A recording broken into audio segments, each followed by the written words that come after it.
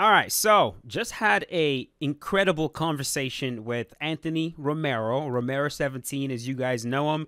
He is a YouTuber, EA Sports UFC 4 elite player, wrestler, aspiring mixed martial artist. He's a lot of things, and most importantly, he's my friend. He's a guy that I have a lot of respect for. He's a guy that I admire for his work ethic. I admire him for his intelligence, for how he approaches difficulties in life. He's someone that I have regular conversations with, and I just wanted to do one where you guys got to know him a little bit better.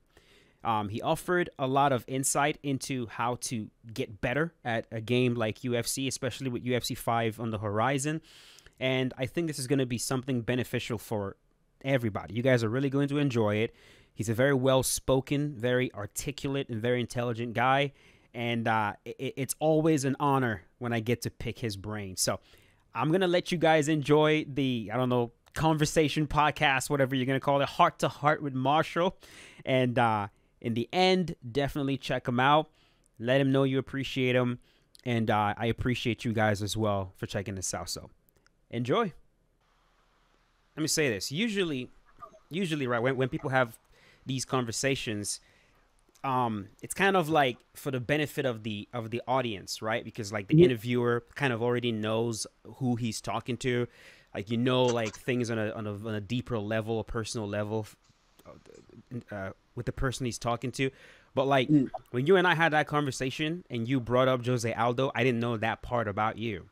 So yeah, yeah, which is very interesting because like we've been friends for a minute now, and yeah, almost half a decade. Exactly. And we talk about personal things as well, but like I think a vast majority of our conversations revolves around like combat. We talk about jiu-jitsu, we talk about MMA, we talk about wrestling, and then EA Sports UFC 4 from time to time, right? So with this, I want, especially with UFC 5 coming out, I know you're gonna take making content a lot more seriously, and I just wanted people to just get to know you a little bit better, right? A lot of people already know who you are. You are Anthony Romero, the EA Sports UFC 4 beast, right? The potentially best player in the game. I don't know. I know when I feel like it. When you feel like it, yeah, you dispute that, and I know it's kind of hard to like solidify yourself as the best player in the game because of all the bullshit that happens in the game. You can't like win as consistently as you would like because like shit goes wrong, right? But I think when I'm on, I'm on. When you're on, you're on. Exactly. Yeah. So let's start with what I definitely think is super interesting. You said that Jose Aldo is who got you into MMA. And he didn't just get you into MMA, he got you into wrestling, which is the thing you do. So like start there. How the heck did that happen? So I remember, so it wasn't like it was my first time seeing MMA per se. Like there was like Bellator, it was probably around 2012, 2013, around that time. I didn't grapple yet, but I was seeing a rerun of Frankie Edgar versus Jose Aldo. And I've seen these two guys. Which one? The first one. It's the first one. The second one didn't happen yet. Okay. Yeah, the second one was far from happening. It's the first one. And I remember seeing this like dudes jacked like motherfucker, just like moving cool as hell. One dude's trying to take him down, and like his takedown defense is crazy. And they were talking about like Aldo doesn't have like a wrestling background, he's a jiu-jitsu guy. And you're listening to commentary because you're trying to make sense of what's happening. And I'm like, yo, this guy is a fucking beast. Like, and even when they get him down, they can't even hold him down. And I thought, I'm like, yo, that's so freaking cool. I want to be able to do that. So like anybody, striking is a lot, like grappling requires a lot of nuances. Yes. For you to like really understand what's going on so you can really appreciate it. Striking is a lot easier to understand because it's like punch, face, impact. I like punching. So I wanted to do kickboxing first. And my mom, she was like, no, we don't have money for that. And we're not going to have you be in kickboxing or anything like that. I'm Dominican. So it's like, oh, you got to play baseball or something like that. I'm like, I wasn't with that at all. And so I'm like, damn. And I remember like looking up Aldo's story. And I was talking about this guy went to like Brazil, like he went traveled, left everything behind. I think he went to like Manaus, Brazil, something like that, and slept in the gym. And I'm like, bro, that's so cool. I want to like do something like that. And I'm like, damn, I got no money to go do no kickboxing, no money to be doing boxing or anything like that. And I'm like, I don't know, where the hell am I gonna learn how to do like a combat sport or something? And I was getting into some scuffles here and there. And one of my friends brought up wrestling. You know, the first thing, like, yeah, I don't know if I want to do that wrestling shit. And then I thought about it. I was like, it's gay. that's the stupid shit that people say. Yeah, you get self conscious. I don't know. But then my junior year of high school, like my friends were like, yo, you got to try out for wrestling. I was like, all right, let me go do this thing. And I like, you know, everybody's done like a sport since they were like really, really young. Like usually guys are doing sports the way like that the transplant kind of works is you do it when you're really young, you win some like stuff when you're younger, et cetera, et cetera. Then you get to middle school, then you get to high school, and there's like a pipeline that continues for a lot of wrestlers. Then here I go, starting my junior year of high school. So I'm like way You're like behind. that's like You're behind. I'm like behind or whatever, right? Yeah. But then like my school had like what they lacked in resources. The kids there were like really tough. Like there's something that the kids there, because of the area we're from over in Rockland, like really tough. Like that made up a lot for a lot of things. And I remember I was wrestling like some of the JV guys, and they've been wrestling longer than me, and some of them were a lot bigger than me. And I didn't even know how to take a proper shot, but I would like be getting into shots, and then I'd start scrambling, just figuring out how to get on top. And I was like, okay, I'm feeling myself. And then what made me really, especially like start to like dive into wrestling, I had a neighbor, and I'm gonna shout him out because I'm gonna have him watch this. Romero Bradley. He's in the Army now, and he's a 3-time all-section guy, like really, really quality wrestler. And he was my neighbor, like down the block. Now, different to him and I, like I have no family member that didn't know anything athletic, nothing like that. Is my dad, no sports at all. His dad, no, so nobody. Like, I actually have that on you because my dad did karate. So like that's very interesting. No one you know at all. No, the closest thing you can go back, according to my dad, was that like my grandpa like had a really good left hook or something, according to him. And I do have a good left hook apparently. So maybe that's just something, but like nothing of the sort. That's like, you know, that's like old people speak back in the day. Maybe he knocked out some dude in the bar and that's sort of like, I don't know how legit that is. I don't see any records of Romero boxing or anything like that. And he was a 3-sport athlete too. So football, track, wrestling. So he was like that dude. And I remember that. I still remember your that. Neighbor. Right? Your neighbor. You're talking about your neighbor. Okay. Yeah, my neighbor. So there was like the wrestle off or whatever. I beat one guy for the wrestle off, pinned him.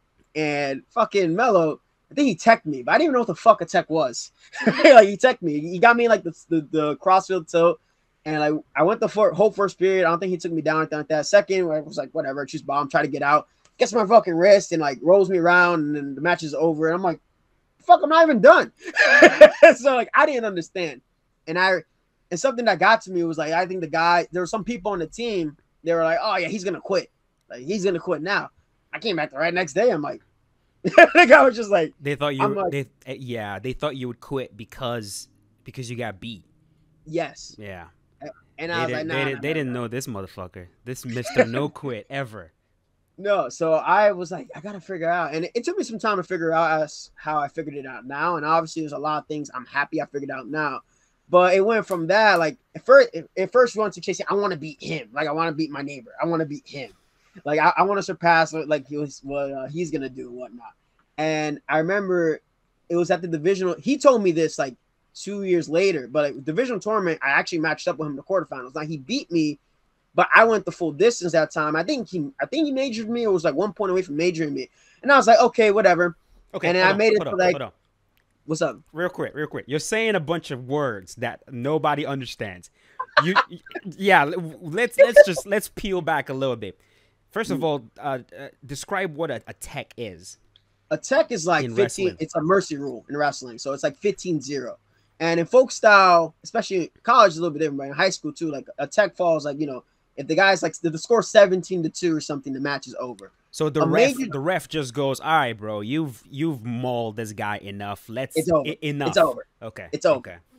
And major is like 8 points, and not always is every major like an ass kicking per se. Like I've seen matches where like it's close, and then the guy goes for something because he's down. Now he gives up like 4 points or something, and then it could be like switch to major, but it could have been really close up to that point. Okay. So, but usually that's kind of like the difference too. And then there's like a regular decision where it's not a major. Okay. And I remember he had told me, he's like, he told me, he's like, dude, I was so mad I couldn't beat you. Like I couldn't beat you the way I wanted to. I thought I'd pin you. I thought I'd tech you. And you wrestled me so hard. Like it just like it got at me. And I was like, really? Because like for me, I was like, all right, damn, he's still better than me, but I still got a year to work. And I kept, and that was like how my mind was at. I think I was like, I lost like in what's called like the round to get to like the placing rounds or whatever. I think I won a match in OT and I lost like a tight one. And I was like, all right, whatever. It's like, what do you expect from a guy that just kind of first started, right? Like just first started, he's supposed to be competing against all these dudes. So I spent the entire summer, mind you, I didn't. So stepdad was like working late at night, Right. like working late at night. My mom ain't had no car at the time. I had a PSP and I used the PSP's internet browser as GPS. And I asked my coach, I'm like, what can I do to get better?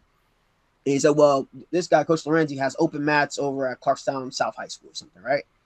And I'm like, all right, where's that? So I plug the shit in my PSP, and it's like 3.5 miles, close to 4 miles away. Okay, And not bad, like, not bad. and not bad, except like you got to go through some. I got to show you, but you got to go through some like roads, some like janky roads. And the other thing is, I have like -10 vision. I see. So and mind you, at the time, like I wasn't wrestling with my glasses or anything like that, like, or I didn't have contacts at the time. I couldn't even afford that at the time. So when I was wrestling, I really couldn't freaking see either. Wow. And not even until like I didn't get like contacts until like my sophomore, was it my sophomore year of college or something like that? It was something around that time. So I was just kind of wrestling. I could barely see, but I could like I knew if I made contact, I'd be like good. Right. And so I'm like, all right, this is what the GPS says. I could see how I could figure out how to run there. And that's what I was doing. So I'd run there, and that's how like it kind of started. Then I remember it was one time I seen like the guys who the varsity starters, Mello being one of them. They're about to leave for a practice, and I was like, "Where are you guys going?" You know, like I'm the new guy, right? Like I'm the new guy, whatever. Right. And I'm like, "Oh, we're going to practice over at North Rockland. Like Coach Earl is gonna take us over." I said, "I want to go," and he's like, "You sure? Like it's gonna be tough or whatever." Like I don't care. I want to get better. I want to go. And I go over there, and they're showing all these moves, and I have no idea what the fuck these linguistics are to any of these moves that he's showing. So I'm like behind. But Zerlo had a lot of patience with me because, like, he was showing me the move, and then I'm like, okay, so you go like this, and then in like 3-4 tries, I'd get it. So he's like, okay, so duck unders like that. A slide by is like this. Like I understood it, and those two actually became like two of my best moves. So yeah, but at the time, like I didn't understand. And then when we did the live goes, even though like I had like nowhere near close to the amount of reps a lot of these dudes had in the sport, I was like having some really good live goes with these dudes, and then they were like, "Yeah, he needs to come more. Like he needs to be here and wrestle more." A lot of that happened. I had a really good senior, like a way better senior year than people expected.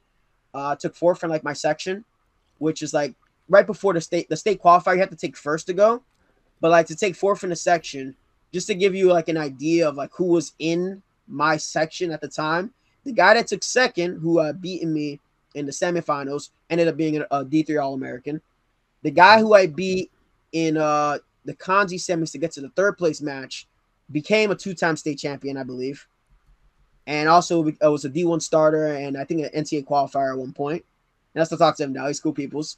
And then the other guy was actually went to the college that I went to, Oneonta. Was a top 10 guy, but just ended up not finishing college and whatnot. So I had a pretty like loaded section, and I took fourth in that section, which was like pretty cool. Like, and I upset the guy who was the number 1 seed, who had beaten me twice during the season. Like he beat me twice. First time it was like at home. It was like a senior day match. He beats me like 12-7, something like that. He catches me in this stupid little fucking move. I think it's like a Jonesy tilt, something like that, where you shin whizzer, you roll through, you expose their back, and like the ref starts counting off what's called near fall. So when you have exposure with the shoulder. Okay. And I'm like, all right, cool. Then I had lost in like I think the counties or something like that. In the Kanji semis, he got upset by somebody, and I ran into him again. But now I went from a 12-7 match to a 3-1 match. And I was starting to like figure him out. And this guy was a returning county champion, like multiple time section place winner and all this stuff.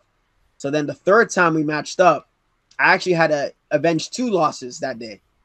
So the one match, my first match was a match I had lost to qualify for sections. It was I think the semifinals I lost. And I was winning this match. I went for a tilt. I messed up. like until I messed it up, gave up a takedown, lost that match 3-1. Had to come back to take third place so I could qualify for sections. And then I was seeded ninth. So then the guy that was seeded eighth ahead of me was that dude that I lost in the semis. And then the one seed was that other guy that beat me twice.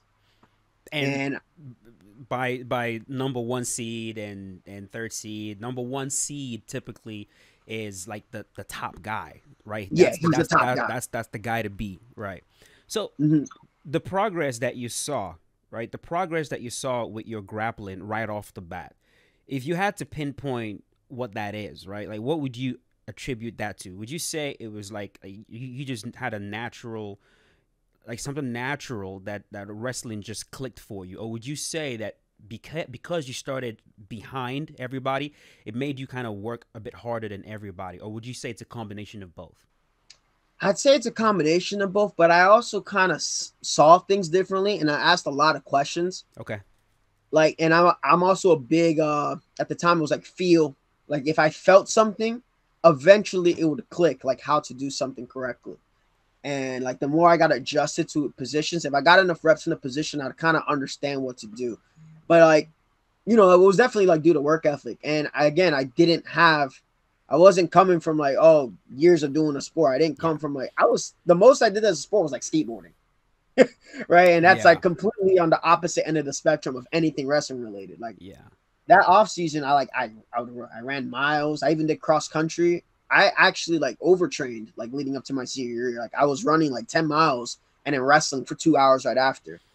And then one day I was trying to like mat return one of my friends, and then my body just gave out, like, because I was so obsessed. Like I was so obsessed. I'm like, I gotta at least like get all section. Like, I gotta at least. Yeah. So I was just like, and then I had to take a break, and that break was like hard. It was really hard. It was really hard. That right there that is exactly what I wanted to pinpoint, because a lot of times when someone enters a new venture or whatever and they find success really, really quickly, a lot of times there's something natural in there. There's something about you that's like a bit different. Like I know with me and jiu-jitsu, it's my memory. You can show me a move once and I can remember it sequentially. I know what step 1 is, step 2, step 3, step 4. I might not have done it before, but because I remember all the steps, I can keep up with it, right? And jiu-jitsu is like it's a sport where it's a system. It's a systems-based grappling, right? Where there's like there's a step 1, step 2, step 3. But I was also obsessed with it. A lot of people would go, they will train, but they don't buy instructionals. They don't watch footage. They don't break down their own film. And so like, me personally, I found success in jiu-jitsu really, really quickly. Like I started doing well very quickly, and people will kind of say, "Oh my god, did you wrestle?" I'm like, "Nigga, I did not fucking wrestle. The most I did was Muay Thai. I just care. I just care about this. I really care about this. And when you guys leave here and you don't train and you don't look at instructionals at all, that's what I'm doing when I'm not here. And so it's a big reason why I actually became your friend, and it's something about you that I really, really look up to, because bro, you don't stop. You exhaust me. I've told you that multiple times. Like you get me tired. Like we went to Vegas, and the first time I meet you, you're in my hotel room, fucking shadow wrestling. Bro, well, we don't have anything. You're waiting for me to get ready, and you're shadow wrestling. You don't stop. And then afterwards, I'm pretty sure some of them, they saw you running laps around the hotel over and over again. And when I see that stuff, man, it really, really motivates me, because I'm a big fan of people who work hard. I'm a huge fan of that. You're an immigrant. You did not have much growing up, but you don't let that like hold you down. You understand that like if you put in the work, you're gonna get the results. And my God, you're getting the results. Like, I mean, let's talk about UFC, which is what a lot of people know you for. A lot of people know you as one of the absolute best players in the world, but they don't really know that you weren't always that. You weren't always even good at the game. And I know you, like, right now it's hard for you to wrap your head around, like, Jesus Christ, there was a time I was not Romero. There was a time I was not what I am right now. Do you remember? I do. I finally remember that, and it's because of like wrestling, like my understanding of wrestling. So after my sophomore year of college, and I got injured, like you'll see, like obviously my channel was made at a certain time, but when I started uploading content was like 4 years ago. Because 4 years ago, 4 to almost 5 years ago, was like I had some bad injuries. Like I had some, Like which what? was kind of What happened? LCL stuff, like LCL sprains, MCL sprains. And mind you, unlike a lot of like the people who have done the sport for a long time, who have I have this doctor to go to, I have this guy to go to right away. Like the reality is for a lot of people who are poor or like don't have money, it's like you can't even go to the doctor because it'll cost you an arm and a leg. So you gotta like Google and figure out how to like heal on your own. And it sucked because it's like, yo, you go to a doctor, you're like financially fucking yourself. And then I was working a lot, which you knew. Like I was working at Panera, working at B Dubs. I was just working and then helping coach the kids alongside my coach over at his club, which is Nariwa. And in that time is when I was playing the video game. And it was when I came across your channel. Which one did you start with? Which UFC game? There was the end cycle of UFC 2. Okay. But reality, in terms of what also kind of got my interest in the game, is for those who live in Rockland, y'all know what I'm going to talk about, but there's a Spring Valley Marketplace, and there's a GameStop. And one of those days I was coming back from the Target. I think it might have been like Undisputed 3. It might have been whatever. Really? I think it might have been Undisputed 3 because it's around the same time I saw that Jose Aldo fight too. Okay. And I was just playing the demo, and it was like, I think I was Anderson Silva or John Jones or whatever the hell. And I was having fun. I'm like, yo, this is so cool. It's like I'm playing the game and I'm fighting like how like I'm seeing the stuff. Like it's so cool.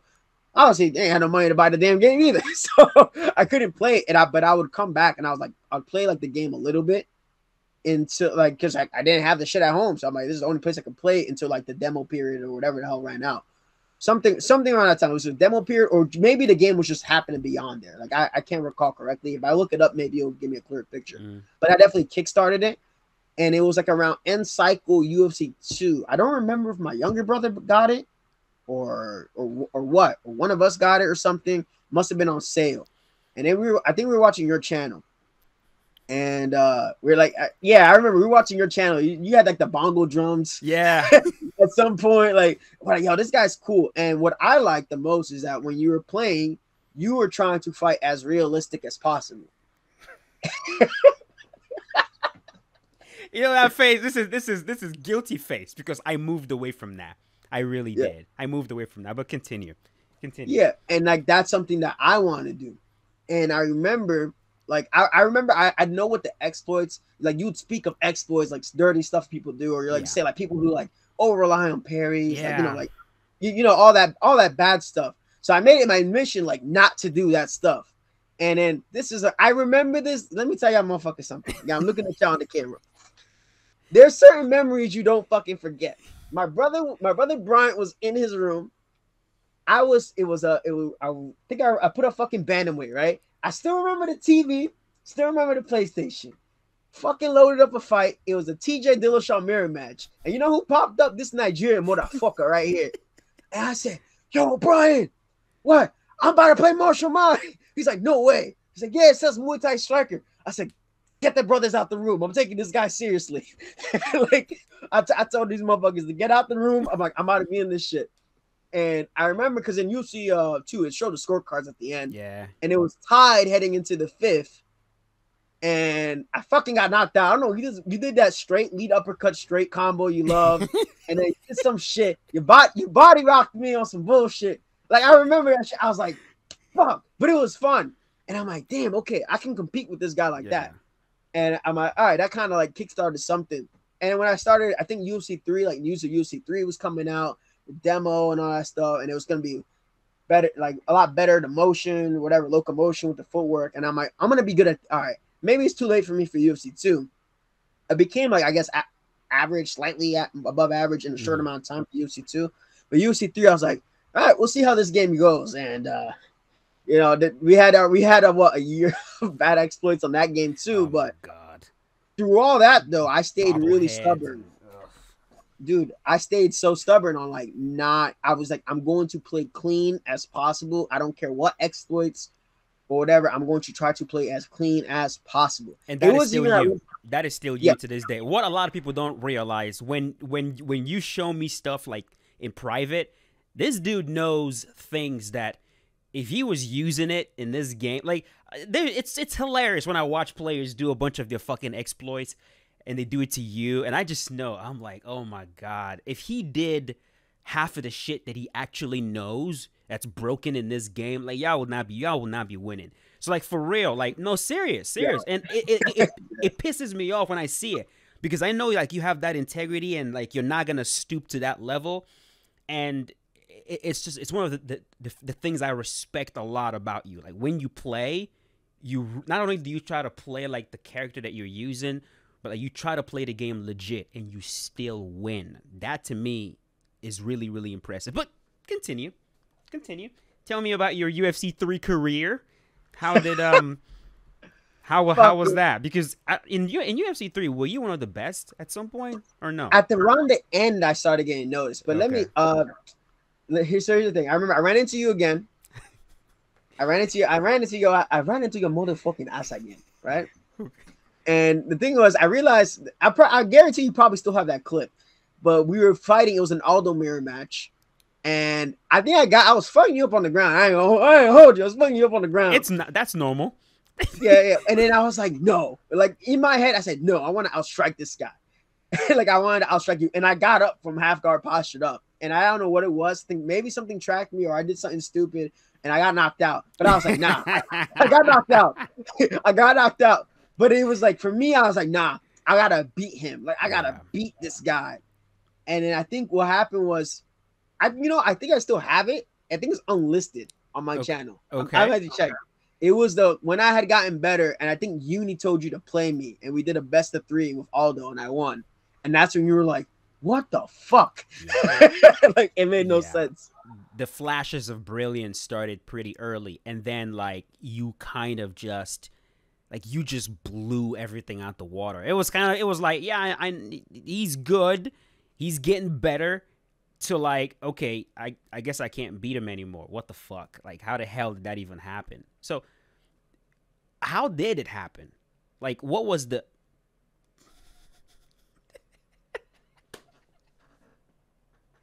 Romero's girlfriend. Hello. Hi. Okay.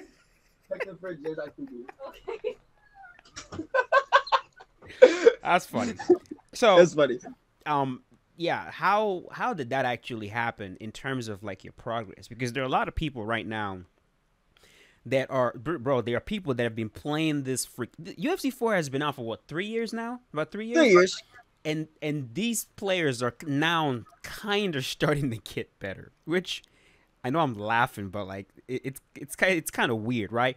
What was the process of you going from, okay, you're good, you're above average, to you are an elite player?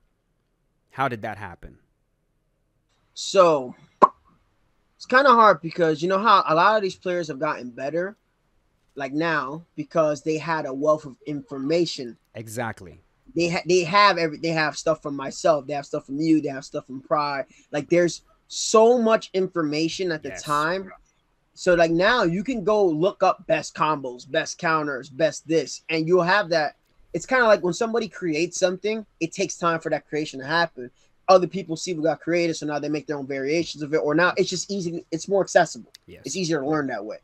So for UFC 3, since I was always looking to find counters to exploits to still play relatively clean, I was getting better in the lab. Like literally, I was in practice mode a lot. Because I was still trying to understand the vulnerability system.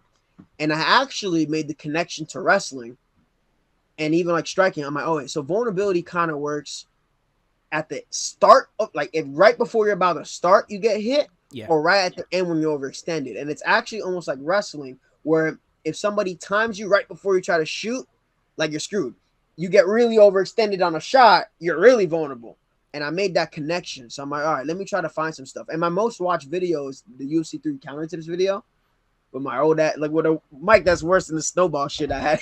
But it was like 100K views. That's like the most thing I Oh had. shit. Okay. Yeah, yeah. And it was like I found the combos, like counters and shit. Like it was like the front kick counter. Nobody was throwing front kick in UFC 3. It was like guys were like bobbling their head. They Yes. were doing all this extra stuff. And it was like, remember the lead leg kick rear overhand combo? Yeah. And that one was like, oh my God, you can't stop this. This is OP. And I was like, is it though? And I went to practice mode and I would see players that would time the lead leg kick and they'll go overhand. So I had the Frankie Edgar do it and I timed the front kick right after like the lead leg kick was thrown, flash KO or a drop or a knockdown or a stun or something. And I'm like, I'm onto something. So I figured something out. And it was pretty cool because it was just taking time. I can find realistic counters to the bullshit. Like I can find realistic counters to the bullshit. And then I was focused on all right.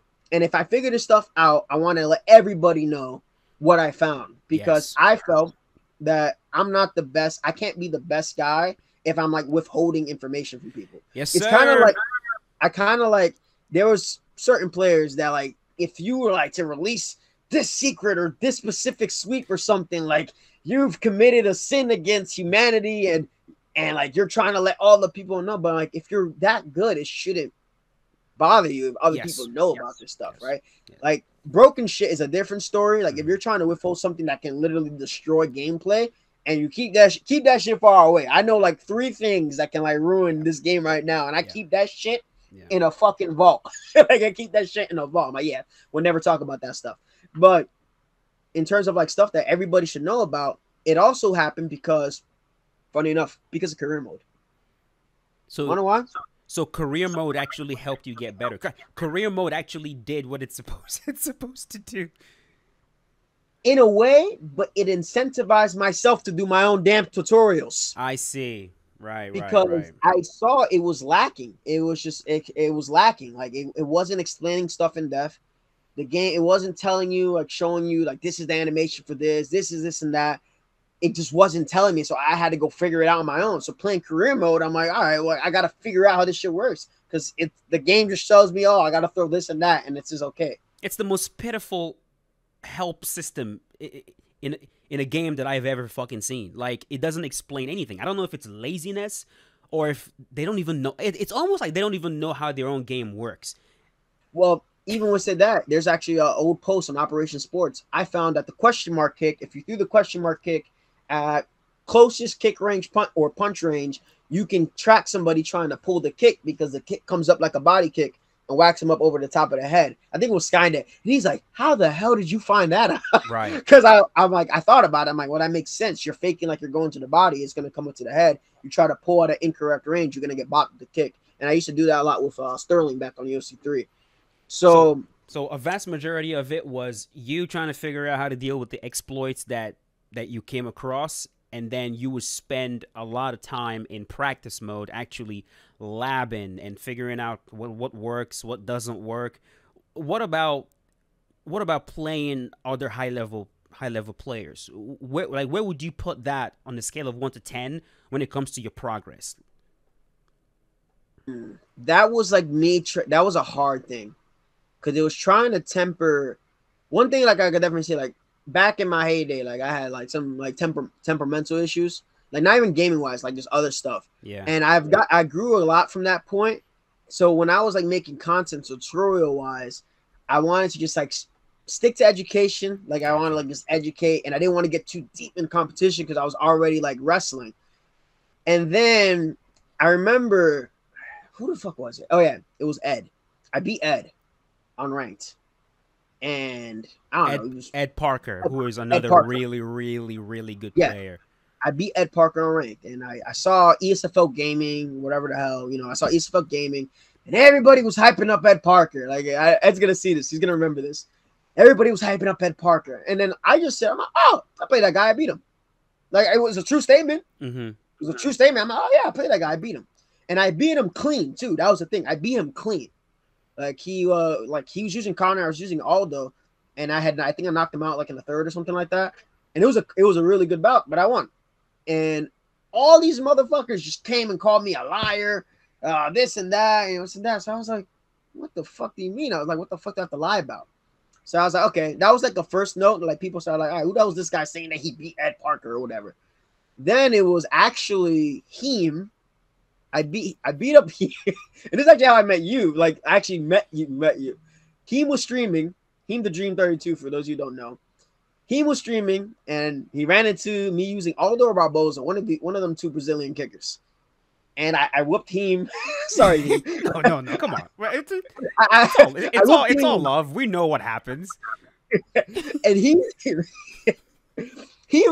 started accusing me of street sniping him, but I did it. Like I did. I was just fucking playing. I didn't even know he was a streamer until he messaged me. And I remember like going back, seeing one of the messages. I'm like, you got knocked out by that motherfucker again. And then I think Unibot, who was like, Uni. Yeah. If you got Unibot, it's like I've never beat him ever, which is crazy. Ever, yeah.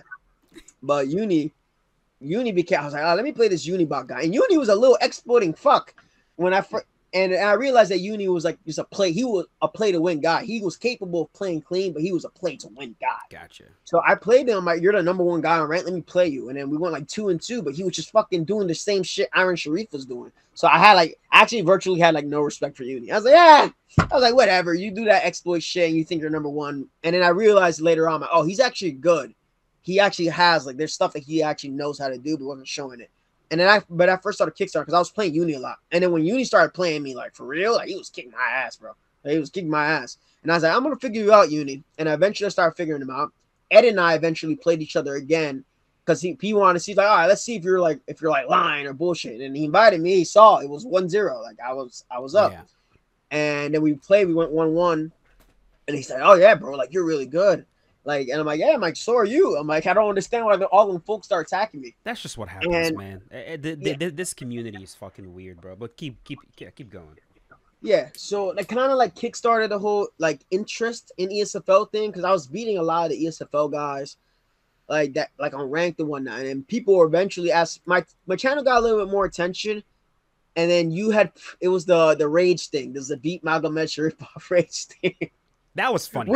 You were using Jose Aldo, and the Zabit just he kept what was he doing? Sotogari over and over. And at the time, you hadn't figured out. We hadn't figured out that you can just mirror the stance, and they're not going to be able to do it, or you can go the opposite stance, and they're not going to be able to do it. Oh yeah, and the denial was R2 and up. Yeah, he just kept doing it, and it was hilarious. I had to upload it, man. But yeah, keep going.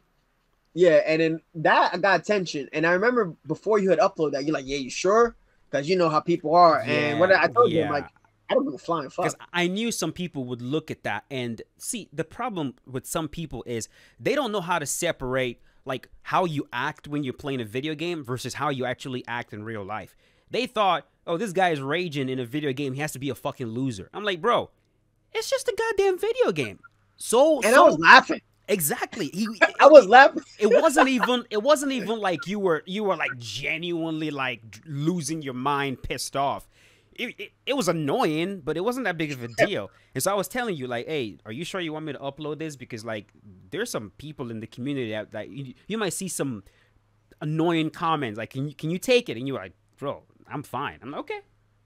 Let's do it. Yeah. Yeah. So that kickstarted it because then from that video, people started going to my tutorials, and then they were like, oh shit, like this guy actually has some good stuff. And then it was a lot, dude. It was also I was talking about this. I think I might have been talking about this with Crooks or Goat or something. But like we went through stuff of like people like booting us offline. Yeah. We went like lag switchers, people claiming they were in snowstorms, Mr. Taiwan 12326. I still remember your fucking PSN. And then there was this one guy. They came from Xbox. It was like the VBI clan or something. And I actually ended up getting attention from people on the other side of the country. This dude was 250 like 5-0 or 256-0 on PlayStation. Which sounds like bullshit to me. Yeah, and I'm gonna explain why. And this is why I say like when I say like I can tell 95% of the time if I say something's off with a connection, I'm pretty much right. Yeah. Because I dealt with the worst of it. This dude, if you guys played UFC 3, you guys would know there was like 2 gate submissions from the tie clinch. Woo! Yeah, the 2 gate subs from the tie clinch. The flying armbar, Those Don Cerrone. Busted, man. fucking Donald Cerrone and Brian Ortega with his fucking over under flying Oh my triangle, that God. son of a gun. And so what this guy would do is he would like he had some type of like booter, like he'd match up or whatever, and he'll flood your shit to like lag you, or he like lag his own connection. Once he initiated the clinch, it would literally feel like your controller is underwater. Damn. Yeah, it was bad. And then he initiate the sub, and you're like, yo, what the hell? You would input like something here, and it would like come like 2 seconds later. And by then the sub is already progressed, and then you're subbed. And he got me the first time, and I was like, I could beat this guy. Like that was my first thought was like, I could beat this guy. I could find this guy and I'm gonna beat him. And what I did was, I think he ran into him and he did the same thing to him. And I started to realize when he timed the lag, like when he was timing it. So I just gotta intercept him. If I intercept him, he's never gonna be able to get me. And I just gotta be pre-denying R2 up like a motherfucker. And that's what I kept on doing. So I was just boom, boom, boom, R2 up so he wouldn't clinch me. And I had guys with good takedown defense when that stat actually mattered. And I was like, R2 down, I was ready. And that was before they had the takedown fake and everything, so he couldn't do any of that. So I was intercepting him with front kicks, crosses, and then he did try to shoot. I had a feeling he was going to shoot. And I hit this nigga with the motherfucking flying knee from God himself. Knocked him out. Is that clip still on your channel? Nah, bro, it's probably on my PlayStation 4. Okay. Like it's probably my PlayStation 4, because I had the PS4 Pro over there. I was also playing on a regular PlayStation 2 at the time. So I beat that dude, and I was like, suck my dick. I still do that now. Like sometimes, like if I go against a certain like chooser, I look at her like, suck it. Yeah, suck it.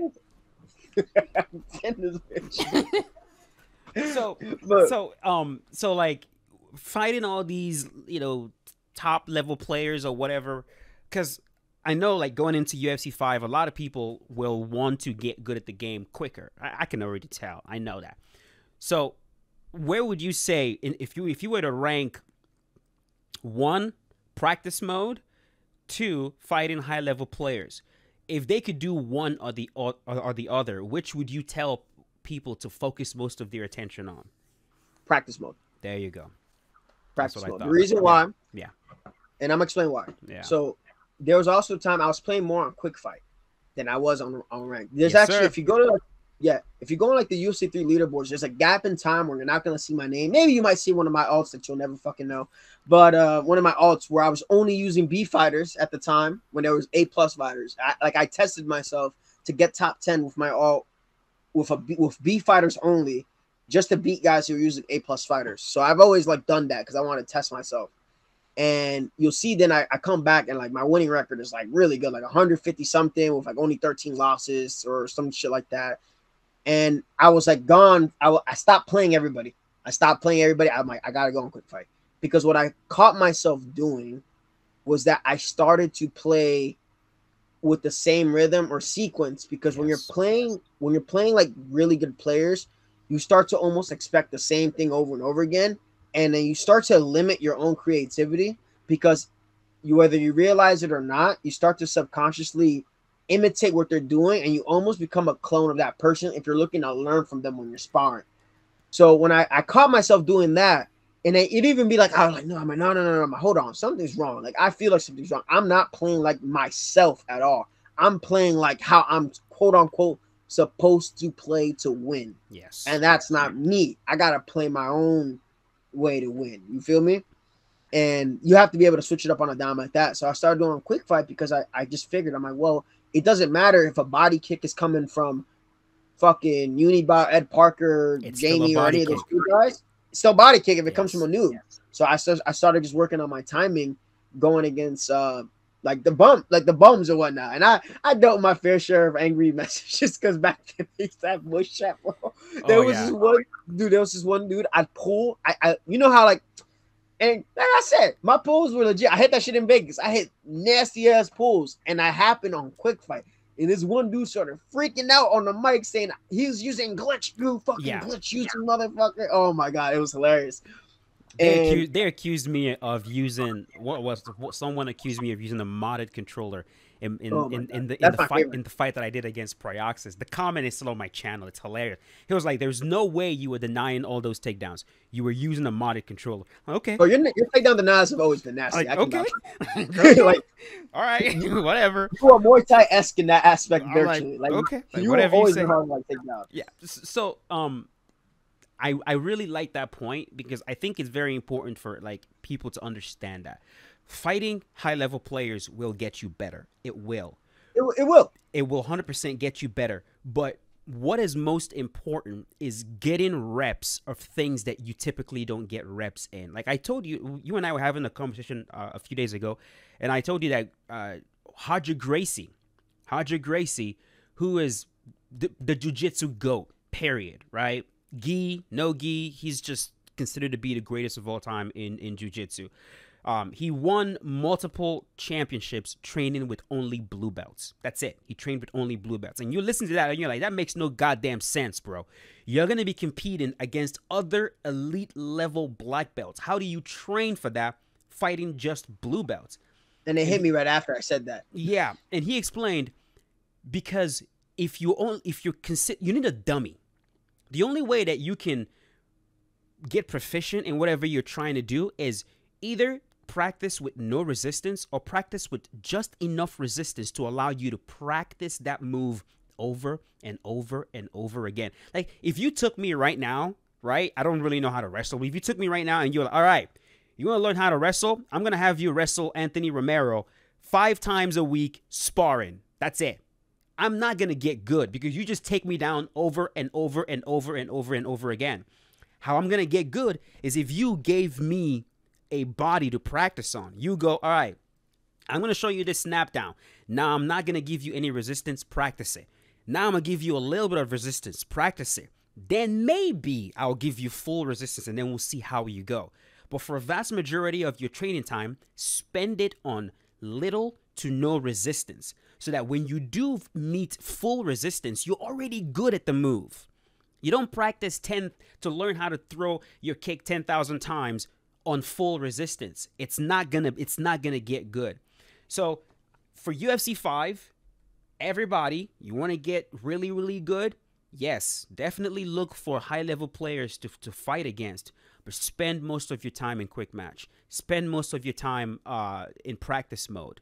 Look for counters to what's giving you trouble, and then try to implement it in quick match. If you're hitting it over and over and over and over again in quick match, then go on ranked and see how it plays out, because that's what this guy did.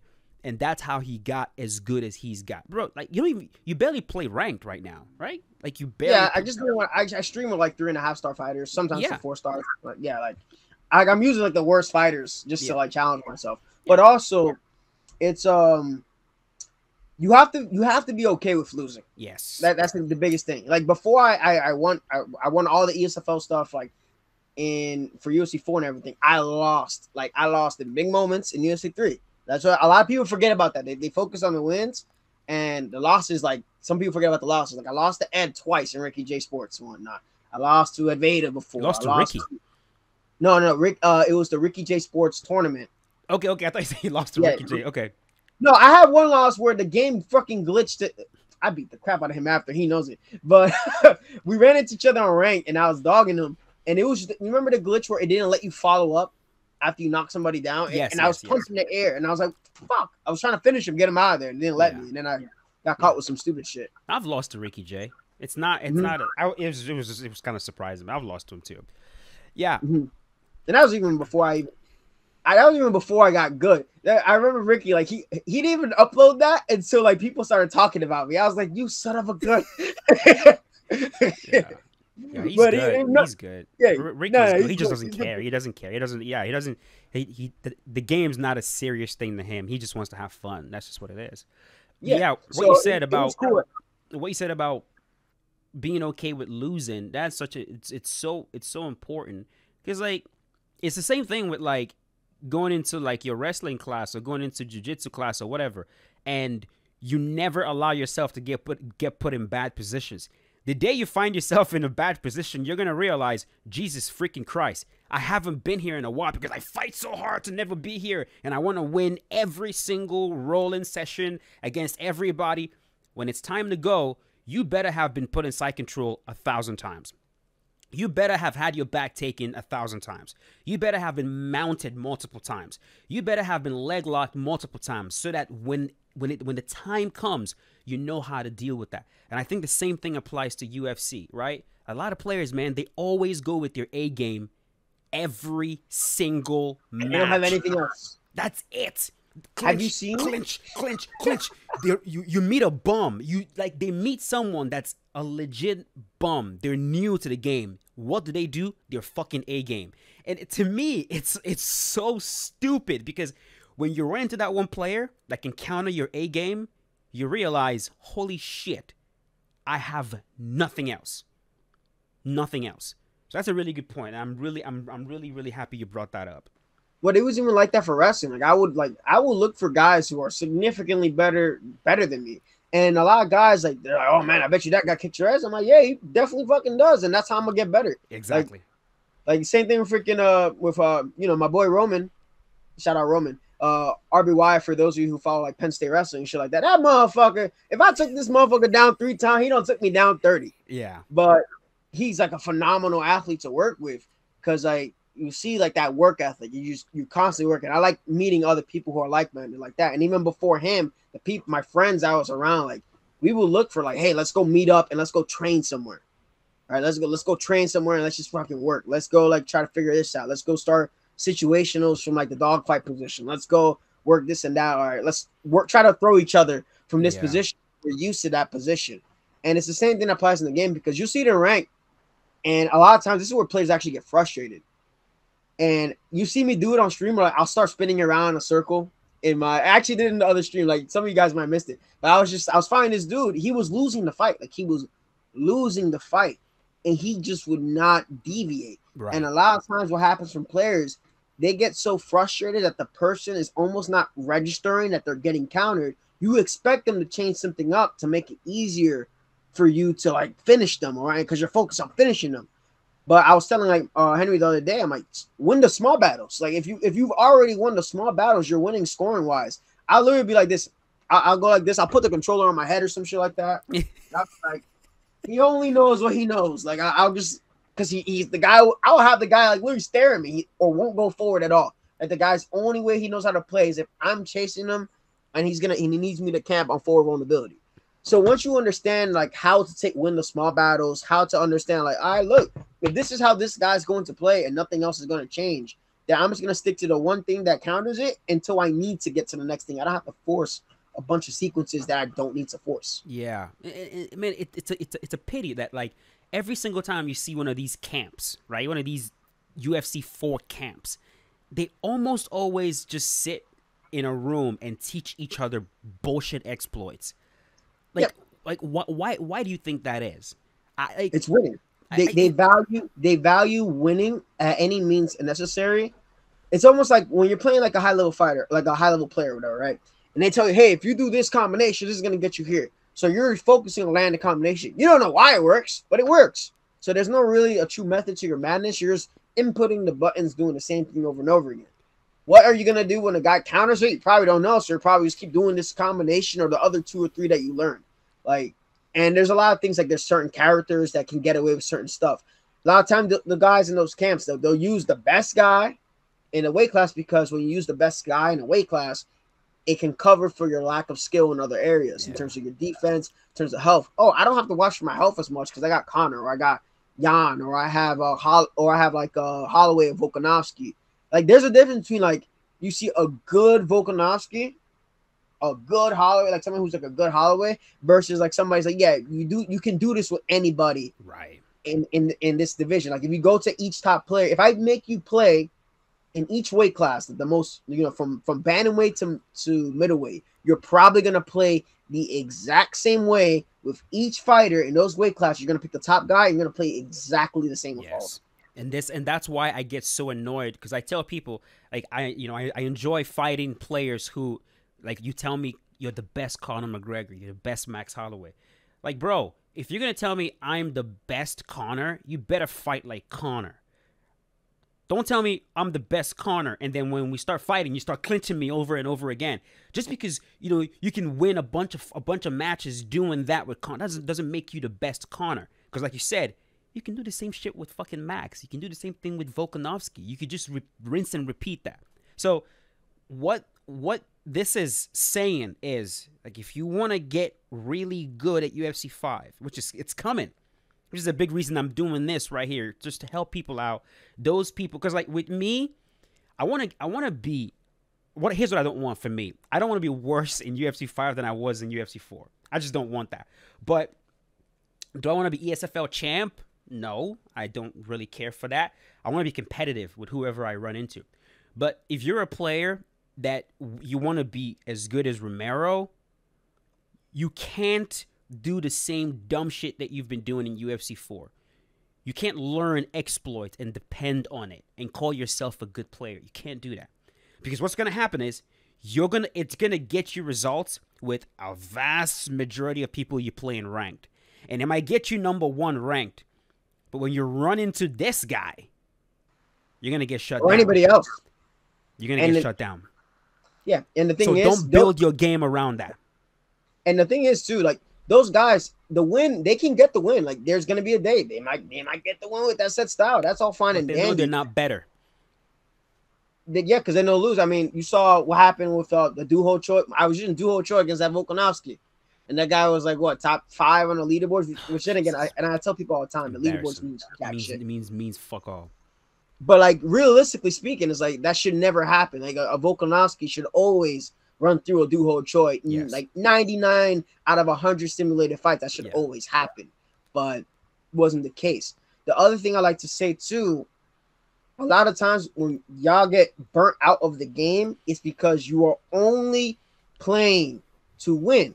So when you start to connect your results to winning as your enjoyment of the game, you start to make the game a worse experience, which is why this motherfucker, I tell him, I'm like, that's why I don't play like super fucking sweaty serious all the time. Yeah. Because it's really, even for me, like, it's like super draining to try to win all the freaking time. Like, obviously I want to win, but I like to put like self-imposed challenges or whatnot. Or I have like the chat tell me like, look, go for the rolling knee bar or something. I'm like, probably shouldn't do that, but whatever, we'll figure it out. All right, and I'll go for stuff. And it makes it more fun if you put like a small little goal, like, oh, I'm gonna try to recreate the spinning heel kick knockout.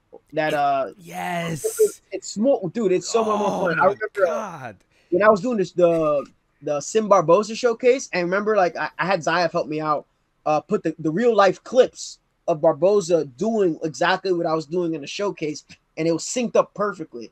And I'm like, that's what made it a Barboza showcase for me. It wasn't just me. I wasn't going 10 flying knees, and then it's a Barboza showcase. It was like, I'm doing his combinations. I'm doing how he counters, his preferred way to counter, how he circles. Now, you don't have to do all that. I'm a little bit extra, all right?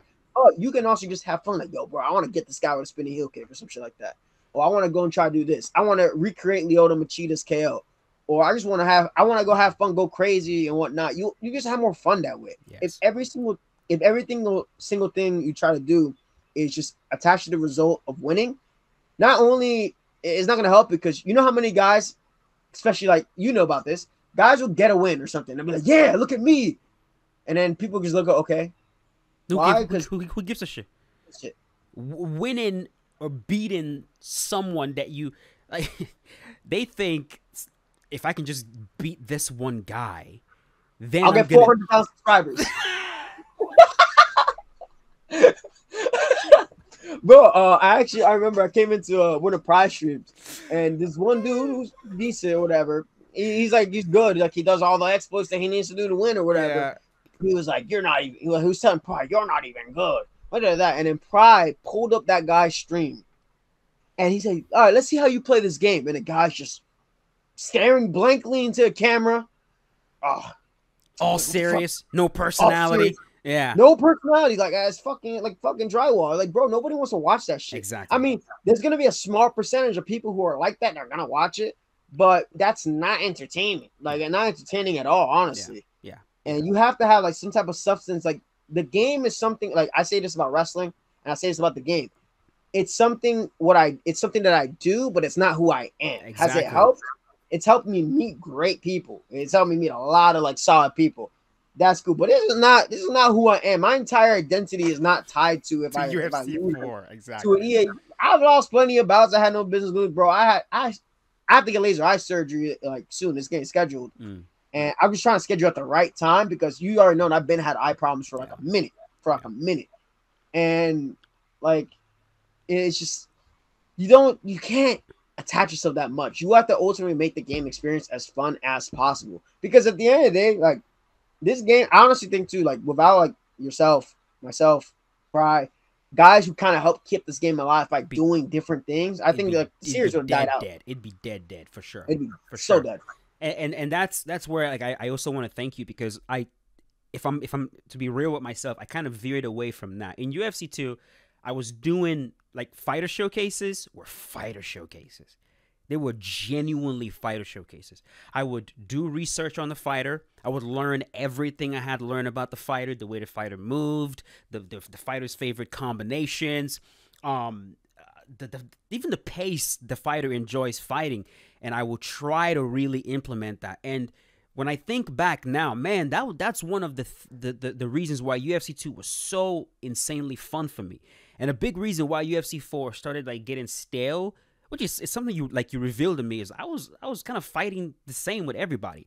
And then I started like really watching you again, and I'm like, holy shit, this dude just reminded me why I enjoy playing this game. And I enjoy playing this game because we're fans of MMA. We're like I wouldn't call myself a gamer. I don't know if you would call yourself a gamer. Like Eh, yeah, I wouldn't call myself I love games. I love games. I definitely use the games and shit, same. but But like if I woke up tomorrow and I couldn't play video games, it would be like, oh man, that sucks. But like I wouldn't lose sleep over it. I wouldn't lose sleep over it. you'd have to give me a couple days, man. I do like playing Elden Ring, man. Okay, yeah. Like I wouldn't lose sleep over it. And like let's say I woke up tomorrow and I couldn't paint. Oh, I'll be fucking depressed. Oh You yeah. would have to put me in a mental hospital, right? Or I woke up tomorrow and I couldn't do jujitsu anymore. Or I would be in trouble. But like video games, it's kind of like I play it when I'm in the mood. But what really makes it fun is that I get to live out almost a fantasy through it. I get to fight like the fighter. When I pick it's why like I enjoy using John Jones, because like I get to mimic John Jones, I get to be John Jones, and I can like insert myself into the fighter and use him in the game. And so UFC 5, man, showcases, it's gonna be that. We're doing research, we're embodying the fighter to a T, and I would encourage everyone else to do it. And if everyone did it in the community, imagine how beautiful fights would be. Oh, dude, it'll look so good. There's a lot of fights that people say, "Oh my god, that fight was like amazing" or whatnot. I'm like, yo, I remember like I've had like fights that like Ed, Uni, Barf, like we've had like some crazy fights. Like no people watching it, but just like crazy shit. Yeah, Veda too, like just all those great players. Like we've had great fights. It's like, dude, if everybody played like this, Yeah, it's a better yeah, place. yeah. It's just a much better place. I'd And also say too, like with next game too, like I told people that's another thing for UFC 4 when UFC 4 first dropped, like I wasn't even like playing ranked like that. Like I did it like early on because it was obviously the thing to do at the time. yeah, But remember, like we played each other. Like I played with Kinetic, I played with like a bunch of people, and because we know like early portion of the game is gonna be messed up. yeah, Almost every game, that's not even a slight at EA. Almost every game when it's on release has issues. Like it has some type of issue. It needs to get patched. Something has to happen. So if you obsess over trying to be the best guy right away, you burnt out the fun and you're not even gonna want to like turn on the game. And I've been getting a lot of messages too on Discord, on like even Instagram, like, oh, like, how do you like play the game? I'm like, yo, I take my breaks. yes. Like I take my breaks, yo. Like I got Get off. jujitsu in an hour. Like I got jujitsu in an hour. I have I'm probably gonna stay. I'm gonna stay late and lift right afterwards. Like after I already rolled and shit like that. Do Like, something else. Do yeah, something dude. else. I was up at 7 a.m. I was up at 7 a.m. this morning. I wrestling with our 65 pounder. Like, you know, I was wrestling with him. Then I went to work, and then I came here, and then got my girlfriend ice cream. You know, like do all this Exactly. shit. The game is not life. Like Yeah. this game is not life. It's fun as fuck for me. But when I catch myself, where I'm like, oh, I'm cycling, or I'm forcing stuff to happen, that's why I'm like, yo, let me just chill. Like, let me just chill. I need to step away so I can kind of just refresh myself. Because once you start catching yourself forcing to do stuff, it's not fun. Yeah. Yeah. Mm. So we know you wrestle, UFC 4 gamer, all that. What is your ultimate goal? What is your ultimate MMA like? world I mean, champion. or what? MMA, like world MMA. champion MMA. Okay, so yeah, I know that, but I wanted you to tell them. So Yeah. yeah, Yeah, yeah. so mixed martial arts. That's what you want to do. What Mm. weight class are you gonna be fighting, 135 unless something changes. bro? What do you weigh right now? Right now, don't worry about it. Actually, here's what we're gonna do. Um, put in the comment section what you think Romero weighs, just from looking at him. I guarantee they're gonna be fucking wrong. Oh yeah. Only the guys that follow me know, but do you remember I'll say this. When at Vegas, when people saw me in person, Yeah. and they're like, "Oh, you were a lot bigger than I expected." I was like, "Oh yeah, I was like, Yeah. oh yeah." What did you think? You know, What did what do you you think? think? You thought it was gonna You be a thought I was doing twig? sports for no reason? Yeah. It was Vegas was surprising. Vegas was surprising. When you know meeting people, the energy change. You're like, hey, what's up? Like, hey, you want to come by the road with us? Yeah. It's there. Hey, you was talking crazy. You was talking crazy, but now you don't want to show up. Like, Yeah. I don't know what to tell you, man. Yeah. Like, yeah, we can do it. Yeah. And, People, man, and then people they're are like, weird. People I are know, weird. I know. I always that's one thing I didn't like about the community because, dude, like, case in point, like, most of the guys on the Penn State team, they play like the UFC games, and so Mhm. they're phenomenal athletes. Like, after I interviewed Bo Nickel and shit like that, I think it was Kirkley plays it now, who's like the heavyweight that just took second at like nationals at D1 level, and I put my account so they can play UFC 4. Yeah. So that like now they can play UFC 4 and like they're like, oh shit, because they were playing, they had UFC 3 or like didn't play it, or like sometimes they'll like get off or whatnot. I'm like, dude, you guys don't have to worry about that shit. You guys can play whatever the fuck you want now. And they're like, oh shit, no way. I'm like, yes, you guys are good. Now I can't play freaking UFC 4 on my alts back that downstate because I did that, but it is what it is. It was a sacrifice worth the cost. Yeah. You could But just make a new one. Make a new alt. Make a no, new I one. can't even do that because my share play is enabled for freaking Penn Oh, State. that is true. Oh shit. Wow. It's enabled for freaking Penn State now. So freaking damn it. But it's cool though. But like think about it, like those guys are like the elite. They're like the 1% of the 1%. And then to think like some of these dudes, they'll talk crazy. Like they will like literally like live through the game, say, yeah, I'm gonna do this to you. If you saw me in real life, my bro, like I promise you, some of the people that you're talking to, you do not want to like Yeah, see them in real life at all. you don't want to do that. You don't do that. Especially in this day and age, man. Like I'm really careful with altercations in real life.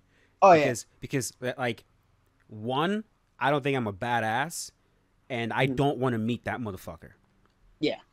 There are some bad dudes out there. And I'm not even talking about like bad, like they're gonna kill you. No, I'm talking about bad as in like they're skilled. And if they wanted to, they would mess you up. So like you know, just like have some humility, understand that you don't somebody better. Yeah, you don't know who you're talking to. Just because you see him and he looks some kind of way, you don't know what that dude does when he's like. You have no idea. Just keep your head down, have some goddamn sense, and don't be an idiot. It's just go like it's that simple. So you'll do MMA. Do you know when you're gonna like officially like start that? Should be. We're looking because I'm gonna actually I'm not gonna announce that yet because I want to wait until the school announces it. But after that time of me doing that time is done, Okay. then I'll be looking to fight sometime in April or March, like amateurs, Okay. and we'll see how quickly I'll do them. I'll do them bitches quick. If I'm taking no damage in those amateurs, bro, I don't think you're gonna have any issues with amateur, bro. hey, like, hey, we were just talking about humility, so yes. I'm no. I'm gonna treat all the motherfuckers like they're like the best in the world, and that's how I gotta treat. And that's why I know you're not gonna have any issue with it. That's why I know you're not gonna have any issue with it, because you're not gonna be cocky. You're not that guy. I know how you train. I know how you train. You train hard. You take everybody seriously. You understand the threats. We talk about this stuff. That's why I know that, like, when you go in there with what you have under your belt, I think your amateur career is gonna be very short lived. Nobody's gonna want to fight you. That's what's gonna happen. I mean, it's already happened to a couple of my friends. Exactly. That's what's gonna happen. Friends, my boy Justin Lopez. He had he used to wrestle Penn State wrestler for Johnson Wales. Really cool dude. He's a really good friend of Roman's too.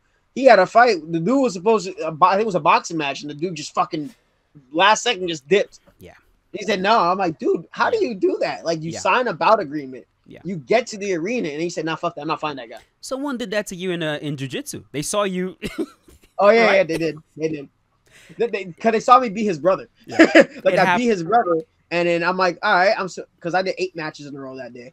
And then I was supposed to have 9 matches. So I'm like, what the fuck's my, okay. I thought I was supposed to have 9 matches today, not 8. Yeah. But okay. Yeah, that's what happened. It happens a lot, especially at amateur, when you are exceptional or even good.